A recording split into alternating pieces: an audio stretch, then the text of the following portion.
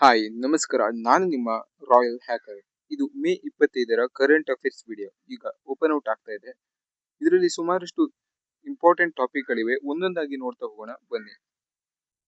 ಜಗತ್ತಿನ 800ಕ್ಕೂ ಹೆಚ್ಚು ಕಡೆ ವೈಮಾನಿಕ ಪ್ರದರ್ಶನ ನೀಡಿದ ಹೆಗ್ಗಳಿಕೆ ಸೂರ್ಯಕಿರಣ ಏರೋಬ್ಯಾಟಿಕ್ಗೆ 30ರ ಸಂಭ್ರಮ. ವಾಯುಪಡೆಯ ಪ್ರತಿಷ್ಠಿತ ಸೂರ್ಯಕಿರಣ ಏರೋಬ್ಯಾಟಿಕ್ ತಂಡ ಈಗ 30ರ ಸಂಭ್ರಮದಲ್ಲಿದೆ. 3 ದಶಕಗಳಲ್ಲಿ ಈ ತಂಡದ ಕಾರ್ಯ ಹಾಗೂ ಸಾಧನೆ ಅನನ್ಯವಾಗಿದ್ದು ವಾಯುಪಡೆಯ ರಾಯಭಾರಿ ಎಂಬ ಹೆಗ್ಗಳಿಕೆಗೆ ಪಾತ್ರವಾಗಿದೆ. ಭಾರತದ ಪ್ರಮುಖ ನಗರಗಳು ಸೇರಿದಂತೆ China, Sri Lanka, Myanmar, Thailand, Singapore, United Arab Emirates ಸೇರಿದಂತೆ ಹಲವೆಡೆ ಸಾವಿರಾರು ಕಿಲೋಮೀಟರ್ ಕ್ರಮಿಸಿ ಅತ್ಯುತ್ತಮ ಪ್ರದರ್ಶನ ನೀಡಿದೆ. ಏರೋಬ್ಯಾಟಿಕ್ ತಂಡ 1996ರ ಮೇ 27ರಂದು ಬೀದರ್ ವಾಯುಪಡೆ ತರಬೇತಿ ಕೇಂದ್ರದಲ್ಲಿ ಸ್ಥಾಪನೆಗೊಂಡಿತು.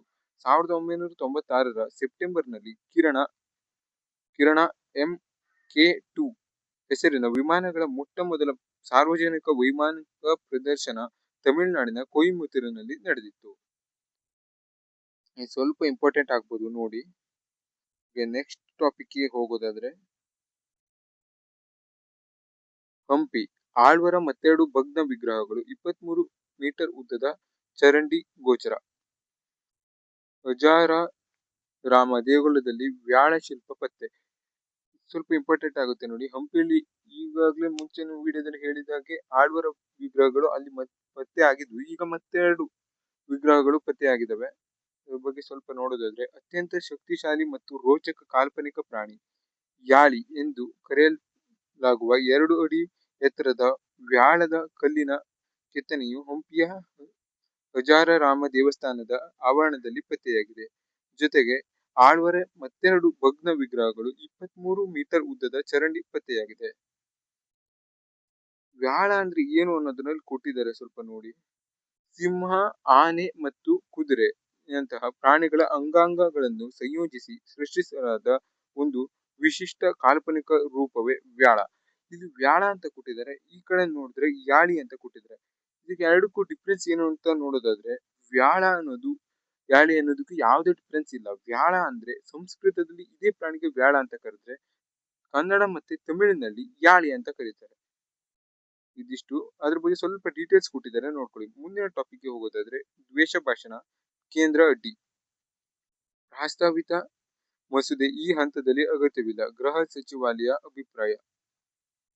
ಕರ್ನಾಟಕ ದ್ವೇಷ ಭಾಷಣ ಮತ್ತು ದ್ವೇಷ ಅಪರಾಧಗಳು ಮಸೂದೆ 2025 ಸಿದ್ಧಪಡಿಸಿ. ಈ ಮಸೂದೆನ ಈಗಾಗಲೇ ಕೊಟ್ಟಿದ್ರು, ಇದ್ರ ಬಗ್ಗೆ ಸ್ವಲ್ಪ ಡೀಟೇಲ್ ಕೊಟ್ಟಿದ್ದಾರೆ, ನೋಡೋಣ ಬನ್ನಿ. ಮಸೂದೆಯಲ್ಲಿ ಏನಿದೆ? ದ್ವೇಷ ಭಾಷಣಕ್ಕೆ ಕಡಿವಾಣ ಹಾಕುವ ಉದ್ದೇಶದಿಂದ ಸಿದ್ಧಪಡಿಸಿದ್ದ ಈ ಮಸೂದೆಯು 2025ರ ಡಿಸೆಂಬರ್ನಲ್ಲಿ ಬೆಳಗಾವಿಯಲ್ಲಿ ನಡೆದಿದ್ದ ವಿಧಾನಮಂಡಲ ಅಧಿವೇಶನದಲ್ಲಿ ಬಿಜೆಪಿ ಸದಸ್ಯರ ತೀವ್ರ ವಿರೋಧ ಮತ್ತು ಪ್ರತಿಭಟನೆ ನಡುವೆ ಅಂಗೀಕಾರಗೊಂಡಿತು. ದ್ವೇಷ ಭಾಷಣ ಪ್ರಕಟಣೆ, ಪ್ರಚಾರ ತಡೆಯಲು, ನಿರ್ದಿಷ್ಟ ವ್ಯಕ್ತಿ, ಸಮೂಹ, ಸಂಸ್ಥೆಗಳ ವಿರುದ್ಧ ದ್ವೇಷ ಹುಟ್ಟಿಸುವ ಅಪರಾಧಗಳನ್ನು ತಡೆಯಲು ಈ ಮಸೂದೆಯಲ್ಲಿ ಅವಕಾಶ ಕಲ್ಪಿಸಲಾಗಿತ್ತು. ಮೊದಲ ಬಾರಿಗೆ ದ್ವೇಷ ಭಾಷಣ ಮಾಡಿದರೆ ಅಥವಾ ದ್ವೇಷ ಅಪರಾಧದಲ್ಲಿ ಭಾಗಿಯಾದರೆ ಕನಿಷ್ಠ 1 ವರ್ಷ, ಗರಿಷ್ಠ 7 ವರ್ಷದವರೆಗೆ ಜೈಲು ಶಿಕ್ಷೆ ಮತ್ತು ₹50,000 ದಂಡ. ಪುನರಾವರ್ತನೆ ಮಾಡಿದರೆ ಕನಿಷ್ಠ 2 ವರ್ಷದಿಂದ ಗರಿಷ್ಠ 7 ವರ್ಷದವರೆಗೆ ಜೈಲು ಶಿಕ್ಷೆ, ₹1,00,000 ದಂಡ ವಿಧಿಸಲು ಅವಕಾಶ ನೀಡಲಾಗಿತ್ತು. ದ್ವೇಷ ಭಾಷಣ ಮಾಡಿದರೆ ಕಾನೂನಿನ ಅಡಿಯಲ್ಲಿ ಪ್ರಕರಣ ದಾಖಲಾದರೆ ಜಾಮೀನು ರಹಿತ ಪ್ರಕರಣವಾಗಲಿದೆ. ಪ್ರಥಮ ದರ್ಜೆ ನ್ಯಾಯಿಕ ಮ್ಯಾಜಿಸ್ಟ್ರೇಟ್ ಮೂಲಕ ದ್ವೇಷ ಭಾಷಣಗಳ ವಿಚಾರಣೆಗೂ ಅವಕಾಶ ನೀಡಲಾಗಿದೆ. ಸ್ವಲ್ಪ ನೋಡ್ಕೊಳ್ಳಿ, ಇದು ಇಂಪಾರ್ಟೆಂಟ್ ಆಗುತ್ತೆ. ಹಾಗೆ ಯಾಕಾಗಿ ಇದು ಇನ್ನೂ ಕಾನೂನಾಗಿ ಆಗಿಲ್ಲ ಅಂತ ಇಲ್ಲಿ ಕೊಟ್ಟಿದ್ದಾರೆ ನೋಡಿ. ಇದನ್ನ ರಾಜ್ಯಪಾಲರು ಈಗ ಸಹಿ ಹಾಕಿಲಾಗಿತ್ತು. ರಾಷ್ಟ್ರಪತಿಯವರ ಅನುಮೋದನೆಗೆ ತಡೆ ಹಾಕಿ ನಿಲ್ಲಿಸಿದ್ರು. ಯಾಕಾಗಿ ರಾಷ್ಟ್ರಪತಿ ಅವರು ಇದನ್ನ ಒಪ್ಪಿಲ್ಲ ಅನ್ನೋದನ್ನು ಮತ್ತೆ ಇಲ್ಲಿ ಕೊಟ್ಟಿದ್ದಾರೆ ನೋಡಿ. ಇಂಥದ್ದೊಂದು ಮಸೂದೆಯ ಅಗತ್ಯ ಇದೆಯೇ ಎಂದು ಪ್ರಶ್ನಿಸಿ ರಾಜ್ಯ ಸರ್ಕಾರಕ್ಕೆ ಕೇಂದ್ರ ಗೃಹ ವ್ಯವಹಾರಗಳ ಸಚಿವಾಲಯ ಪತ್ರ ಬರೆದಿದೆ. ಪ್ರಸ್ತಾವಿತ ಮಸೂದೆಯಲ್ಲಿರುವ ಅಂಶಗಳು ಭಾರತೀಯ ನ್ಯಾಯ ಸಂಹಿತೆ BNS 2023ರ ವ್ಯಾಪ್ತಿಯಲ್ಲೇ ಮತ್ತು ಈಗಾಗಲೇ ಜಾರಿಯಲ್ಲಿರುವ ಕಾನೂನುಗಳ ಅಡಿಯಲ್ಲೇ ಸೇರಿಕೊಂಡಿವೆ.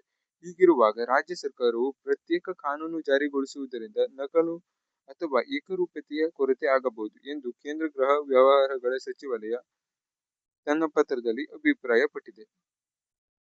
ಈ ಕಾರಣದಿಂದ ಈ ಮಸೂದೆಗೆ ರಾಜ್ಯಪಾಲರ ಹಾಗೂ ರಾಷ್ಟ್ರಪತಿಗಳ ಒಪ್ಪಿಗೆ ಇನ್ನೂ ಸಿಕ್ಕಿಲ್ಲ. ಇದ್ರ ಬಗ್ಗೆ ಸ್ವಲ್ಪ ನೆನ್ಪಿಟ್ಕೊಳ್ಳಿ, ಯಾವ ಕಾರಣಕ್ಕಾಗಿ ಈ ಮಸೂದೆ ಜಾರಿ ಆಗಿಲ್ಲ ಅನ್ನೋದನ್ನ. ಹಾಗೆ ನೆಕ್ಸ್ಟ್ ಟಾಪಿಕ್ಗೆ ಹೋಗೋದಾದ್ರೆ, ಯುದ್ಧ ಅಂತ್ಯ, ಇರಾನ್ ಅಮೆರಿಕ ಒಪ್ಪಿಗೆ. ಜಾಸ್ತಿ ಇಂಪಾರ್ಟೆಂಟ್ ಆಗಲ್ಲ, ಅದ್ರ ಸ್ವಲ್ಪ ಡೀಟೇಲ್ಸ್ ಇದೆ ನೋಡ್ಕೊಳ್ಳಿ. ವ್ಯಾಪಾರ ಒಪ್ಪಂದಕ್ಕೆ ಶೀಘ್ರ ಅಂತಿಮ ರೂಪ. ಅಮೆರಿಕ ವಿದೇಶಾಂಗ ಕಾರ್ಯದರ್ಶಿ ಜೊತೆ ಸಚಿವ ಜೈಶಂಕರ್ ಮಾತುಕತೆ. ಅವರಿಬ್ರು ಮಾತುಕತೆ ಬಗ್ಗೆ ಸ್ವಲ್ಪ ಇಲ್ಲಿ ಕೊಟ್ಟಿದ್ದಾರೆ, ನೋಡ್ಕೊಳ್ಳಿ. ವೀಸಾದ ಒಂದು ಸ್ವಲ್ಪ ಇನ್ಫಾರ್ಮೇಶನ್ ಇದೆ, ನೋಡ್ಕೊಳ್ಳಿ. ಇಂಪಾರ್ಟೆಂಟ್ ಆಗ್ಬೋದು, ಬೇಕಾಗ್ಬೋದು. ಹಾಗೆ ಇಲ್ಲೊಂದು ಇಂಪಾರ್ಟೆಂಟ್ ಟಾಪಿಕ್ ಇದೆ. ಆಟದಂಗಳದಲ್ಲಿಯೇ ಮಿಡಿತ ನಿಲ್ಲಿಸಿದ ಅಕ್ಷಯ್ ಹೃದಯ.